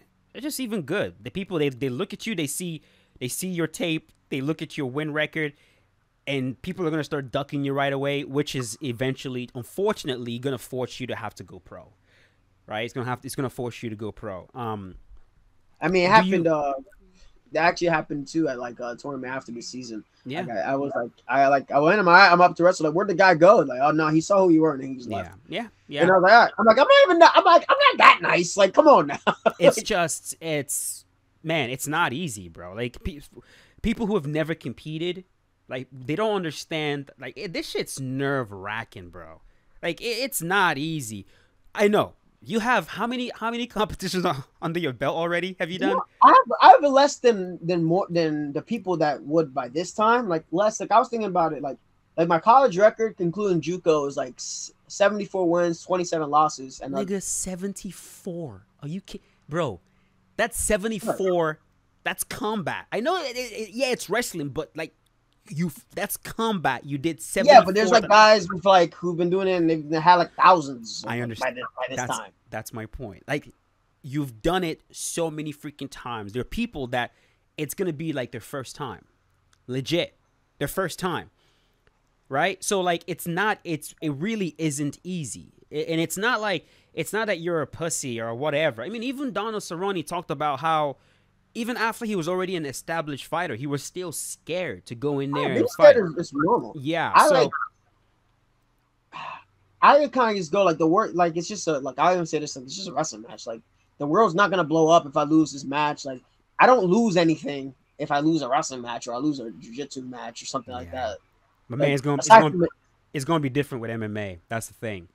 Wrestling, MMA, honestly, like, obviously if you fight stupid and you try to brawl, etc., etc. The only thing with MMA that makes it a little bit worse is that, like, you know, obviously it's like MMA Twitter and people online and they make memes of people. Like, obviously, some guys have it coming. You're worried about that? Are you worried about the MMA Twitter? No, but I'm giving you an example. Okay. Yeah. I don't give a fuck about them fucking narcs. Okay. You know, narcs, non-athletic, regular people. Literally. Like, and like, it's like at the end of the day, like, does what they type, like, does that put money in your pocket? No. Doesn't matter. Does it affect your really, like, if you give it that power, then yeah, it's going to affect you. But we've seen how many. Here's the thing. I was actually thinking about this earlier. I'm like, everybody loves the story of the guy that has this ridiculous comeback or has a ridiculous story that he came by and he did all this. And everybody starts to point to that guy. Look, if that guy can do it, you can. But I guarantee you, most of those people were the same folk when that guy was going through that story, were already counting him out. Yeah. We're already saying, "Oh, what the hell is he doing? Or why is he even doing this?" Yeah. Or they were saying, like, "Oh, like I don't know if he's, like, you know, if he's even that good." But it's once they see the success that after they have it, like, for example, Charles Oliveira, right? That is so true. That is true. Think about it, Charles. Like, everybody loves the story. They say that it's an inspirational story. But how were you looking at this guy before that the story started to build, right? Yeah. Before you started to hop on the bandwagon of this guy, like, and like ask yourself, like, and be honest with yourself, like, did you really like this guy, or did you think, oh no, he's wasting his time doing all that? And that's gonna be the case for like a lot of people, like, and you know what, like, I know who's been with me for. I'm not even using myself as an example, but I see it, and I'm really careful about that, like who I bring in close because of stuff like that, because a lot of these folk, like, they look to see you when you're doing something well. I mean, it was actually happening with my UFC 4 channel too. Like a lot of people like are trying to be my friend. And I'm like, dude, like you're just really trying to be my friend because I make content on a game that you like, and I don't rock with that. Yeah. You and I are freaking cool as shit. We might. Yeah. I showed Caitlin the photo of you with the hair, and he's like, oh my god, he could be your cousin. And I showed her the one where you look like fucking Usher. Oh, that was a vibe, man. That was a crazy time in my life. I did not know who the fuck I was, bro. I had just moved to America, and I'm like, who am I gonna be? Bro, I said that's the most. There's like the meme of like there's like memes of different immigrants when they come to like the country, and like for the Dominican dudes, bro, it's the skinny jeans, tight ass polo shirt, like polo shirt, sunglasses, and fade. And then like they all take photos, like they all take. They're like, yeah, man. I did not know who I wanted to be. Who I was. I was young, and I was like, do I fit in? Do I? Like I was just like. Almost like just putting on like personalities, and eventually you just get to a point where you're like, man, the best personality that you can be is the one you were born with. That's it. Mm-hmm. You know, that's really it. When it comes to MMA, you said that your goal is world champion. Mm-hmm. World champion. UFC, or you don't want to fuck with the UFC? Well, it's kind of hard not to, right? It's kind of hard not to because it's had pretty much a monopoly. It is like, or monopsony, whatever. If you want to be specific with the terms, right? So I'm okay. Call me crazy, but not really crazy. You already know where they're going with the whole YouTuber stuff, right? They sign guys like CM Punk. They sign guys, like the whole Jake Paul thing and everything else. And I've helped out with development of this game, helping out the next one, et cetera, et cetera. I'm not gonna be fine for no fucking $20K to $20K contract. I promise you that. Gotcha. And I'm like, in a way, like the platform stuff with YouTube is almost a bargaining tool because even though whatever I accomplish athletically is going to be great, right? Like I have confidence in what I do and in who I'm going to help out to be better than me. That's always a goal. Like I have one kid now. He's not going on Oneana. He's going to fucking Ithaca. But I'm like, that kid is like, I can't wait to see him surpass me. I'm really proud of that dude. And like stuff like that, I've always enjoyed doing. But in terms of like myself, in terms of like setting myself up, I'm like, I'm more than just gonna be somebody who's just good at sports and gonna fight for them. I speak my mind on a lot of things. I am gonna go to wherever's gonna pay me the best, but I'm also gonna make sure I have a platform that's backing me. There you go. There you go. So it's gonna be wherever I go is wherever I go. I mean, I'm gonna be very smart and intentional with it. I think we come at a point, especially with not even just social media, but everybody wants to be the first to do this. Everybody wants to be. I want to get in here as quick as I can. And obviously, there's a short window to do athletics. Obviously, you can always train forever. You can train forever. Like training is fun. To actually compete, especially in MMA, it is, especially in the weight class you're fighting. Does that worry you a little bit? Nah. Right? Like it's not an old man weight class, bantamweight. Like there's some killers there, man. Yeah. So yeah, but who I know. Besides Aljo, because I know that's probably the number one guy you're gonna say that motivates you. Besides Aljo, who else in the UFC right now do you like not look up to because you don't know them personally, but like you look at their career and you're like, man, if I have a career like this guy, I'll be happy. Who would you say? Well, Aljo's interesting. Actually, I'm gonna have to touch on that before I say the next person. Okay. Aljo's interesting because he's also child of immigrants and whatnot, and he started late in wrestling too. Yep. He started as a sophomore, and he was a 2-time D3 All-American at SUNY Cortland. And I remember like I placed higher than Aljo did at the state tournament, which was like pretty. I was like, oh my god, I just like did that. Obviously, he became an All-American. I didn't, but still, it was like cool. I'm like, oh my gosh. And I remember when I was younger and I was looking for guys to kind of reinforce like I can do this. I can do something while I'm starting late. I looked for guys who were late bloomers in their sport. Aldo's one of them because Yes. started at 16 with jiu-jitsu and whatnot, won a world title. I believe, And that is late. That's late. Starting jiu-jitsu at 16 is late. That's late. And Sterling was one of the guys. Like I look, and I didn't put just anybody. I put a black dude. I'm like, I need somebody that looks like me. No. I hear you. I hear you. You need representation. I love Jordan Burroughs. Jordan Burroughs is like, I could talk about Jordan Burroughs all day, so we have to talk about that another time. But with Aljo, in terms of like starting wrestling late, I'm like, yeah, he was like one of the main guys. And it was crazy because it turns out like Coach Bonilla Bowman freaking like worked out with Aljo at like Cerro Longo, and my boys end up going to the same schools Aljo came from. Talk to him on freaking social media and stuff. Freaking Roman ends up having a fucking match with the guy. Like it's just kind of crazy how that's all kind of come together now. But yeah, like definitely him, because I remember when he lost to Marlon Moraes. Dude, I was like fucking sick, man, when that shit happened. Because and his mental fortitude. Think about it. He got knocked out into a fucking jab. Brutal. It was a meme. It was a meme. Yeah. So and that's why like people don't understand. Like, yo, like if y'all were him at that time, be honest with yourself. Like, how tough are you to do what he did after getting knocked out like that, to go on the streak he did, beating guys who were in the top 5, top 7, top 8, being counted out. He was an underdog on most of them, on most of those fights that he was coming back from, or it was a really close like line, and he won a lot of those fights in a row to do that. And I thought that was really impressive because he was not a premier D1 All-American wrestler. He wasn't some 3-time NCAA champion. He wasn't this jiu-jitsu world champion. This is a dude that like took something by the reins and make that shit happen. Brick by brick. And I don't think that gets appreciated enough about Aljamain Sterling. So Aljo, if you ever listen to this, nigga, I appreciate you. All right. But if it's not him too, if we're gonna talk about current fighters, Alexander Volkanovski. Because he doesn't like, yeah, I know he did the national Greco-Roman thing when he was young and whatnot, but then he got into rugby, right? Down to rugby. You already know Joe Rogan. He was over 200. It gets brought up every single time. You know, obviously he's not that now, but like, you know, they're talking about that. And like I said, there's no cat in my rap. If you were to check Operation Sports forums, I remember, I think it was around maybe 2019, 2020, I was saying like, yo, this dude Volkanovski is nice. Because I was seeing somebody that was thinking when they were fighting, and you could see it in the repetitions. I'm like, if this dude who did not start with combat sports at a young age starts relatively late, and now look at him. Yeah. Now look at him, right? He's an example of a smart fighter. Yes. Like he's not just not getting by, but you know, there's wars of attrition. He's not your classic tough guy MMA fighter.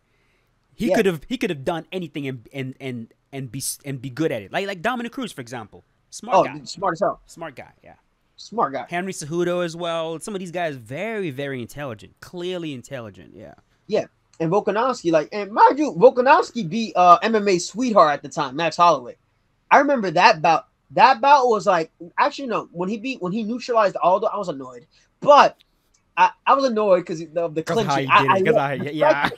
If you watch that fight back though and watch the striking exchanges, dude, there was some clean shit between both of them. Like, like both of them were landing some good stuff. But then that clinching shit, clinching, that stupid wrestling shit. That's his brain though. That's his IQ though. Yeah, it's like Aldo is a fucking fireball. You got to pin him.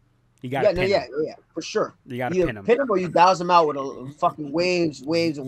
Yeah. So that performance was like, oh yeah, that's clean. And I remember people saying, lackluster performance. They were saying all that, and I'm like, are you guys not seeing? And like, I'm not no fucking MMA god or anything like that, but I'm like, this was a fucking nice ass performance to shut down one of the. He neutralized the neutralizer. Yeah. Like that's when I'm like, though he's gonna beat Max. And, you know the thing. Oh well, Holloway finished Aldo. I'm like, yeah, but that's different. Like that's not. Styles make fights is one thing. Your game plan matters. Like how you game plan. Of course, like Aldo taking a second fight on short notice because of his ego. That was dumb. Stupid. No offense. Exactly. No offense. No. Don't like it. No offense, but it wasn't smart because he was still hurt. He hadn't recovered from that. Yeah. Yeah, it wasn't a smart decision. Yeah. But and then when he beat Max the first time, the fact that some people that was like a clear 49-46. I'm like, yeah, this guy won 4 rounds to 1. Some judges had it like 3-2. I'm like, how? Like he had virtually nothing. Now obviously the second fight was close. Yeah. But think about it. Most dudes, they get knocked down, they get the rounds that they're probably winning stolen from them at the end. It's kind of like UFC where like you get your shit fucking hell. Like you're winning the round, you get knocked down like the final minute. Now you probably lost that round. And that's what happened to him against Max, right? It was the uppercut that stunned him a little bit at the end of one round, and then it was the head kick. And then the third, he makes the third round was the tightest round of them all. And in the round 4 and 5, like he wins those rounds. Yeah. And then, like you see that's IQ. And I love a fighter that is smart, bro. Like a smart fighter is my favorite fighter. Same. Yeah. Same. Because to be honest with you, man, for me, I love smart fighters because they're dependable. As a fan, I can depend on you. Because the one thing that doesn't really go away is like your intelligence, unless you get like sick and have like Alzheimer's, dementia, and all that. But like if you're smart, like it typically doesn't go away. Toughness does, right? Mm-hmm. If you're the tough guy or you're the super athletic guy, all that shit starts to like diminish. It starts to go away at some point. But if you're smart and you can always come up with game plans, you can study your opponent, you can see what they're doing, and you can figure them out, it's something that as a fan I can depend on.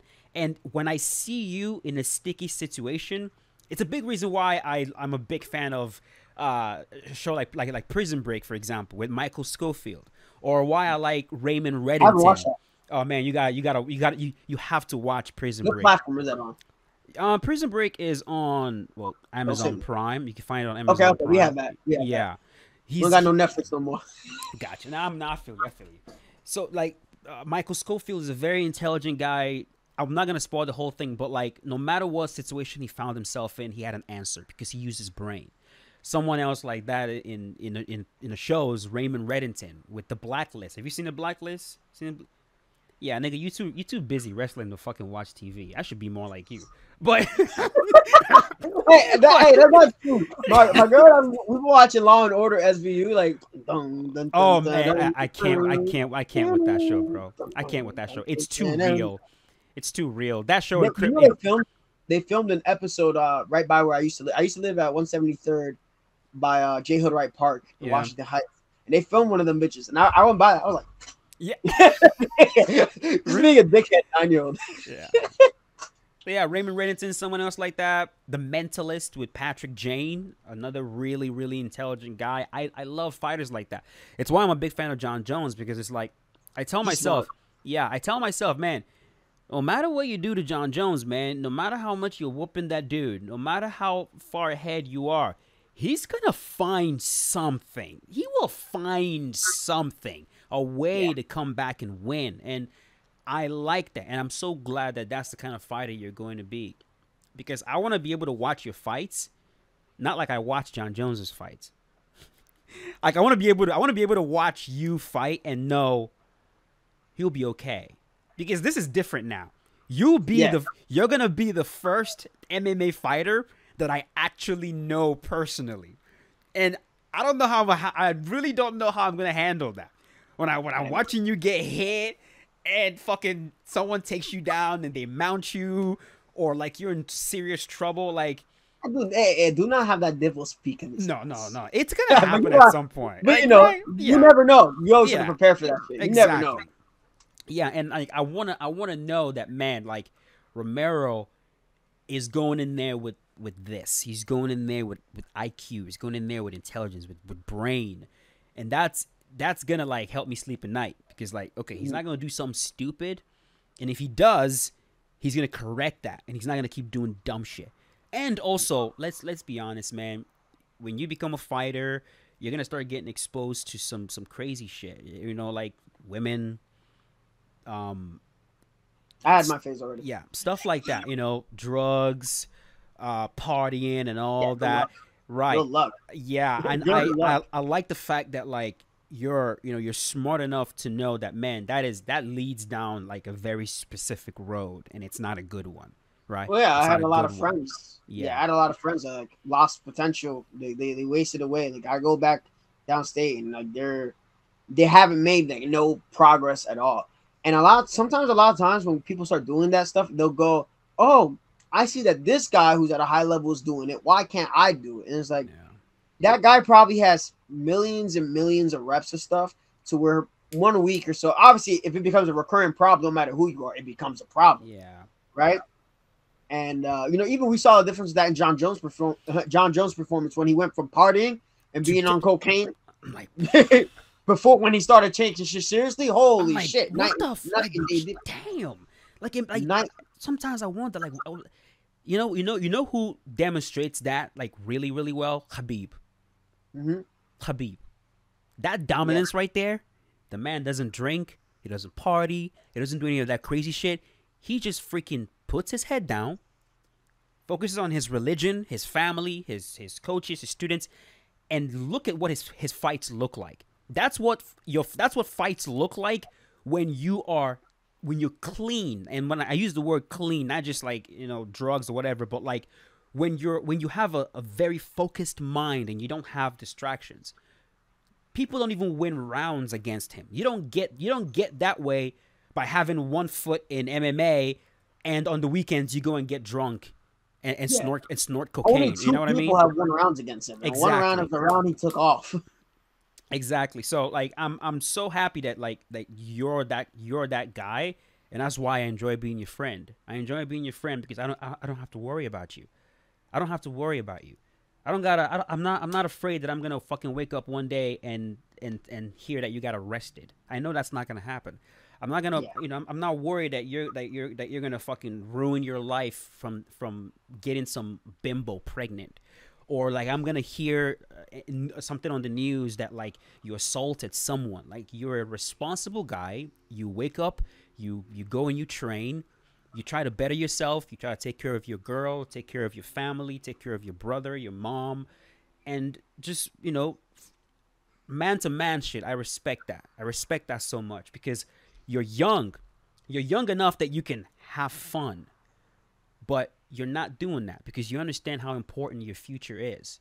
And so it's like like that's like like keep it up, bro. Seriously, keep that shit up. yeah. I mean, like the first goal, like I told even my girlfriend, like yeah, the fighting stuff goes really well. Even not just the fighting, like the YouTube stuff. If I get as like big as you or something like that, my first goal, I'm buying my mama a house. Yeah. Like I'm Yeah. I'm throwing like bands at my mom so she can get herself like a nice house so she can Yeah. like move from that spot. Cause like now that I have my own spot, it's like it's cool. I have my own spot. Like we don't worked a lot to get to this place, but it's like damn, bro, I really wish my mom Yeah. could like have like her own type of thing going on too. So that's really my first goal. It's not even like myself, like obviously my family, like in terms of the family away from the family type of sense is gonna be a thing. But it's like, yeah, I really gotta like first goal is like, yeah, we're gonna get shit from moms first. Like Yeah. mom, my brothers, and et cetera, et cetera. But no, even like you can you can ask like even my teammates, like we had this one guy on the team. I'm not gonna say his name, I like him a lot. And kind of like excited, hothead, really athletically talented. And he wrestles me, and obviously I'm older, I'm a little bit more experienced, and I could tell that like he whatever. Middle, I think I was taking him down. I was about to turn him. He goes, whatever. One of the things where he tells me to stop. Oh, okay, this thing is hurting or whatever. And I'm like, all right, whatever. And I get in a position, and I think I took him down again or whatever. And he goes, I shit you not, bro. This nigga says, oh, I smell that Modelo on your breath. The one, and it's funny, like, I went and I said that to like the guys on the team in the locker room, and they start dying of laughter. And when he came in, they're like, "Whoa, his breath smells like Modelo," and like, Romero doesn't drink, right? Yeah. Everybody looks at this guy like, "Yo, you're out of your fucking mind!" Like, out of everybody on the team, you chose the guy that That doesn't. doesn't. Yeah. I guess because he thinks that because he does, everybody else does the same shit, so he can accuse you of it. Like apparently the only way I have to not care about attacks coming my way, I have to be drunk or something, Yeah. or whatever. And mind you, like I think at the time I was dealing with my early in the season, like I was going with the guy. I always go with guys bigger than me. Like I never have a problem with it. And he ended up qualifying for NCAAs. We were just rolling, and I think I got an inside trip, but I didn't get deep enough. And then he went for like the counter, and I was like, oh, okay, I'm fine, even if he goes for it. Cause we were just kind of flowing, rolling around. And I tweaked my MCL, and it was the same one I messed up like my sophomore year. So I was in a brace, and this fucking dickhead shot like a low single on that fucking leg, And I was like, and in my head, I was like, you're still not gonna fucking score. Like, I was like, I don't give a fuck. Like, you're still not gonna fucking score, dickhead. Like, that's where I was at. But yeah, it's just no, I don't find fun in that stuff. I find more fun in like for example, like we went out, my girlfriend and I went out to like the lake. Like I Yeah, could, I saw. yeah, yeah, yeah. Bro, you should have seen me. I was in this fucking inflatable tube. I was like, yeah. We're You're gonna go kayaking yeah, soon. Like, yeah. I know, kayaking, bro. What the fuck type of time? Yeah, Kayaking. you're a very family oriented kind of guy, and you're the kind of person I want to hang out with. I want to hang out with somebody that I can learn something from, someone that motivates me, right? Like days where I'm just like, I'm lazy, I'm tired, and I'm like, hey, this is probably Romero's 8th session of the day. It kind of motivates me to get up. You know what I Dude, mean? It you does. know So what sucks is that like I had a lot of friends that like were really supposed to go through college with me, like guys from my high school, and like I just wish they had like stuck through it with me. I think the hardest part, I wouldn't even call it motivation. It's like I feel I gotta like finish it through. Like yeah, getting 2 degrees and whatnot is cool.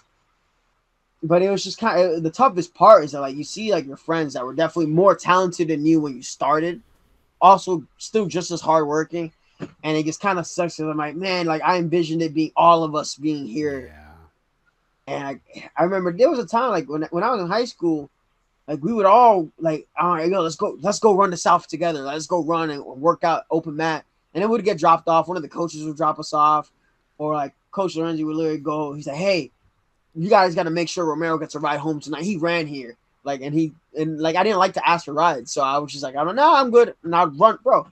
Mind you, I could barely fucking see. So like, everything was blurry, but I just had an understanding. Like, okay, that's a fucking traffic light. It's mm. green, red, it's blurry. Like, I understood that much. I wish people could see like how I saw things. Cause like, even not thinking about my damn, that really wasn't safe. What the fuck is wrong with me? No, no. You had goals. You had things you were trying to accomplish, and nothing was going to stop you. Yeah. So, And you didn't sit there crying about it or making excuses. That's what a man is. That's what a man yeah, is. you always wish that like things could be better. Like Yeah. a lot of unfortunate things happen, bad timing. But like even if you shoot as high as you can, and if you've come up short, you gave your effort. Yes. Like, you gave your effort. Yes. But if you stop the moment something bad happens, you say, "Fuck, it's done." Like, this is all ruined, and you didn't even like give yourself a shot at it. Like, bro, like you remember, like I was dealing with illnesses out the fucking wazoo, like Yeah. January, February, and like, bro, that's probably every reason. Like, the shit I was dealing with, like January, February, I was sick as fucking hell. I'm like, yo, I'm gonna finish it out. Like, I'm gonna try to finish it out as best as I can. Yeah. It's like it makes no sense. It's not fair at all. I was like, I definitely don't deserve this, but I'm like, if I stop now, then I'm not gonna. Then I'm gonna like, That's the card. That's the card you were dealt, and you're making the most of it. That's what it boils down to. Mm-hmm. So, Yeah. really Even appreciate. Go ahead. Yeah, even with like now, well, we're moving on to this next game and whatnot. It's gonna be this. I'm gonna obviously upload content more seriously. I'm also going to be we got a nice thing going on with TikTok. I'm waiting for something to get approved for it, so I'm Okay. probably gonna be streaming. Not right now, cause I gotta go jiu-jitsu, but I'll be streaming on TikTok, and I'll be fighting my subscribers, whoever's following me. Because when I stream on YouTube, it's usually like the 3.5-star rank thing. We get a good amount of people, 100 people watching here and there, or like 70 to 100, which is really good. So I just wanted to branch out to TikTok because I want to get more people to my tutorials. It's really about like helping everybody get better. Yeah. So it's like, hey, if this serves as some type of way to get more people to my channel so then they can all get better. And that forces, when everybody gets better, it forces the community to get better. Because now we have to go and look to find better stuff to work on. So I'll definitely like be on the lookout. I'll be streaming like sometime this week, and it'll be on both platforms, on TikTok and YouTube. I just gotta have I think Pride's gonna help me out, like figure out the whole stream key shenanigans and whatnot. There we go. Yeah. I know you said you have to run jiu-jitsu.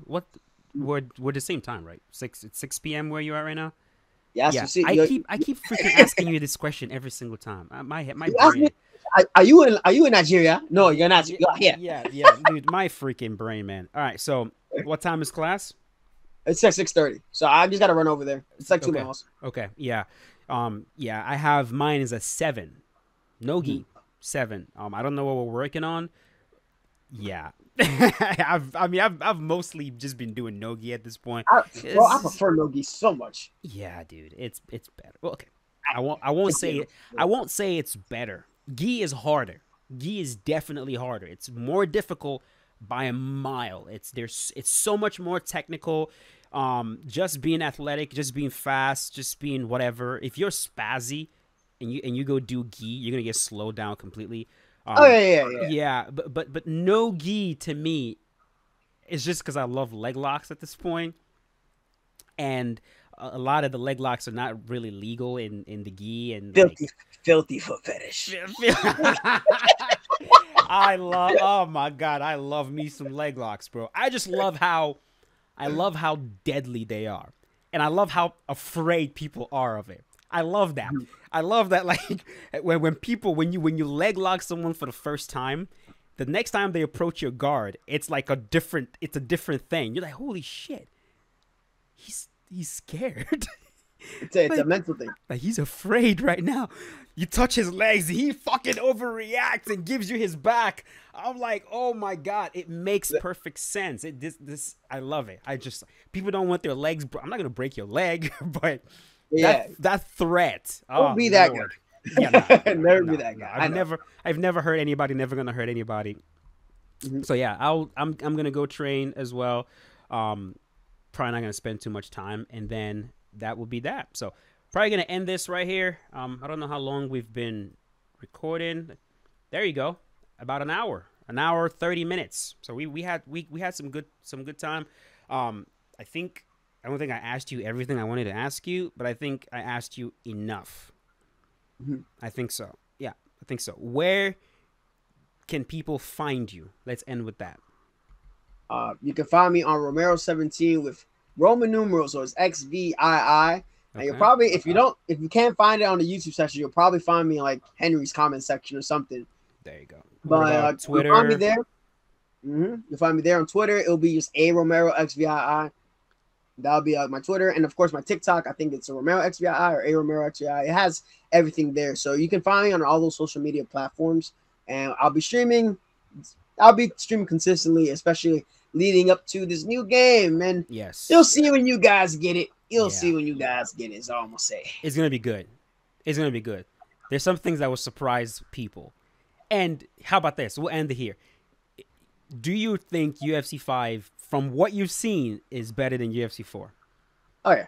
Okay. There you go. Yeah. There you go. You know how I deleted UFC 3 like after playing UFC 4. Even how UFC 4 was, I'm like, I'd rather play this than that fucking trash can of a game. And I was great at that game, bro. Yeah.